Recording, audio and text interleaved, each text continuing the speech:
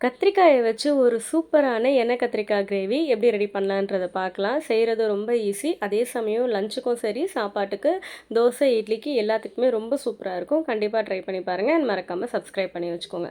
இதுக்கு கொஞ்சமாக எண்ணெய் சேர்த்துக்கோங்க. வதக்கிறதுக்கு பார்த்திங்கன்னா 1/2 ஸ்பூன் மிளகு, சோம்பு, சீரகம், தனியா, கொஞ்சமாக வெந்தயம் எடுத்திருக்கேன். எல்லாமே 1/2 ஸ்பூன் எடுத்துக்கிட்டால் போதுங்க.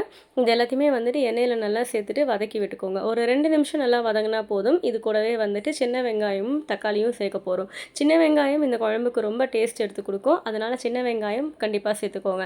அப்படி இல்லை எங்ககிட்ட சின்ன வெங்காயம் அப்படின்னா பெரிய வெங்காயம் 2 பெருசாக எடுத்துக்கோங்க. நல்லா ரஃபாகவே கட் பண்ணி இது கூட சேர்த்துக்கோங்க. ஏன்னா நம்ம அரைக்க தான் போகிறோம். அதே மாதிரி தக்காளி பழம் 1, ஒரே ஒரு தக்காளி பழம் நல்லா பழுத்த பழமாக எடுத்துக்கோங்க. எல்லாத்தையும் சேர்த்து நல்லா வதக்கி விட்டுக்கோங்க. ஒரு 2லேருந்து 3 நிமிஷம் நல்லா வதங்கி வந்ததுக்கப்புறமா வேறு ஒரு பாத்திரத்தில் மாற்றி வச்சுக்கோங்க. ஆறுனதுக்கப்புறமா மிக்ஸி ஜாரில் போட்டு நல்லா அரைச்சி எடுத்துக்கோங்க. இப்போ இதே பாத்திரத்தில் தான் நம்ம செய்ய போகிறோம். ஸோ இந்த கடாயில் கொஞ்சமாக எண்ணெய் சேர்த்துக்கிறேன். நான் நல்லெண்ணெய் ஆட் பண்ணியிருக்கேன். நல்லெண்ணெய் காரக்குழம்புக்கு எப்போவுமே டேஸ்ட்டு நல்லாவே எடுத்து கொடுக்கும். ஸோ கண்டிப்பாக நல்லெண்ணெய் சேர்த்துக்கோங்க. தாளிக்கிறதுக்கு கடுகு, வெந்தயம் ஆட் பண்ணியிருக்கேங்க. இது கூடவே வெங்காயம் கட் பண்ணி வச்சுருக்கேன். அதையும் இது கூட சேர்த்துக்கோங்க. நல்லா வதக்கி விட்டுக்கோங்க. வெங்காயம் நல்லா வதங்கி வரணும். வெங்காயம் நல்லா வதங்கி வரணும். அது வரைக்கும் வெயிட் பண்ணுங்கள். வெங்காயம் நல்லா வதங்கி வந்ததுக்கப்புறமா இது கூட நம்ம அரைச்சி வச்சுருக்க மசாலாவை ஆட் பண்ணிக்கலாம். மசாலா நல்லா மைய அரைச்சி எடுத்துக்கோங்க. அது ஒரு ஓரமாக இருக்கட்டும். இப்போ வெங்காயம் நல்லா வதங்கி வந்ததுக்கப்புறமா அரைச்சி வச்சுருக்க இந்த மசாலாவையும் சேர்த்துட்டு ஒரு 2லேருந்து 3 நிமிஷம் வரைக்கும் நல்லா வதக்கி விட்டுக்கோங்க. நான் இந்த குழம்புக்கு குழம்பு மிளகாத்தூள் எடுத்திருக்கேன். குழம்பு மிளகாத்தூள் இல்லாதவங்க இப்போ நான் சொல்கிற மாதிரி மசாலா எல்லாமே எடுத்து வச்சுக்கோங்க. 2 ஸ்பூன் மிளகாத்தூள் எடுத்துக்கோங்க. 1/2 ஸ்பூன் தனியாத்தூள் எடுத்துக்கோங்க. 1/4 ஸ்பூன் மஞ்சத்தூள் சேர்த்துக்கோங்க. இது கூடவே சீரகம் தூள் இருந்துச்சுன்னா ஒரு 1/2 ஸ்பூன் சீரகம் தூள் எடுத்துக்கோங்க. ஒரு 2-3 மிளகு தட்டி வச்சுக்கோங்க. இல்லை மிளகு பவுடராக இருந்துச்சுன்னா ஒரு 1/2 ஸ்பூன் மிளகு பவுடர் எடுத்துக்கோங்க. இப்போ நம்ம கட் பண்ணி வச்சுருக்க இந்த கத்திரிக்காயை இது கூட சேர்த்துக்கலாம்.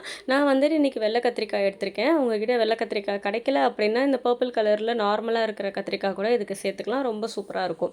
நான் இன்றைக்கி வெள்ளை கத்திரிக்காய் கிடச்சதுனால இதை ஆட் பண்ணியிருக்கேன். நடுவில் 4 கீறிக்கோங்க. ரொம்ப மசாலா நல்லா உள்ளே இறங்குற மாதிரி பெரட்டி விட்டுருங்க. பெரட்டி விட்டுட்டு ஒரு 5லேருந்து 10 நிமிஷம் அப்படியே இருக்கட்டும். அந்த மசாலா எல்லாமே நல்லா அப்சர்வ் பண்ணிடும்.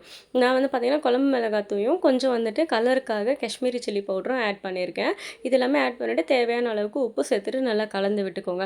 ஒரு சின்ன லெமன் சைஸ் அளவுக்கு புளியை சுடு தண்ணியில் போட்டு ஊற வச்சுருக்கேன். அதையும் நம்ம கரைச்சி ரெடியாக வச்சுக்கலாம். இப்போ இது எல்லாத்தையுமே நல்லா அடிப்பிடிக்காத மாதிரி நல்லா அடியிலேருந்து கிளறி எடுத்துக்கோங்க. ஒரு 2 நிமிஷம் நல்லா வதக்கி விட்டுக்கோங்க. கத்திரிக்காய் இந்த எண்ணெயிலே நல்லா வதங்கி வந்துடும். அதுக்கப்புறமா புளி கரைசலை ஆட் பண்ணிக்கலாம். இப்போ புளி கரைசலை இது கூட சேர்த்துக்கோங்க. உங்களோட குழம்புக்கு ஏற்ற மாதிரியான கன்சிஸ்டன்சி அளவுக்கு புளி கரைச்சி வச்சுக்கோங்க. திக்காக வேணும்னா திக்காக வச்சுக்கலாம். தண்ணியாக வேணும்னாலும் தண்ணியாக வச்சுக்கலாம். இப்போ இது எல்லாத்தையுமே நல்லா கலந்து விட்டுக்கோங்க. ஒரு 2லேருந்து 3 நிமிஷம் நல்லா கொதி வரணும். அதுக்கப்புறம் பார்த்தீங்கன்னா தட்டு போட்டு மூடி வச்சுருங்க. மூடி வச்சுட்டு ஒரு 10 நிமிஷத்துக்கு நல்லா கொதிக்க விட்டுடுங்க. தட்டு போட்டு ஆஃப் பண்ணி எடுத்ததுக்கப்புறமா ஒரு 2 நிமிஷம் அப்படியே விட்டுருங்க. ஸ்டவ்லேயே இருக்கட்டும். கடைசியாக கொஞ்சமாக கருவேப்பிலை சேர்த்துட்டு இறக்கிக்கோங்க. சூப்பரான கத்திரிக்காய் குழம்பு ரெடி. கண்டிப்பாக ட்ரை பண்ணி பாருங்கள்.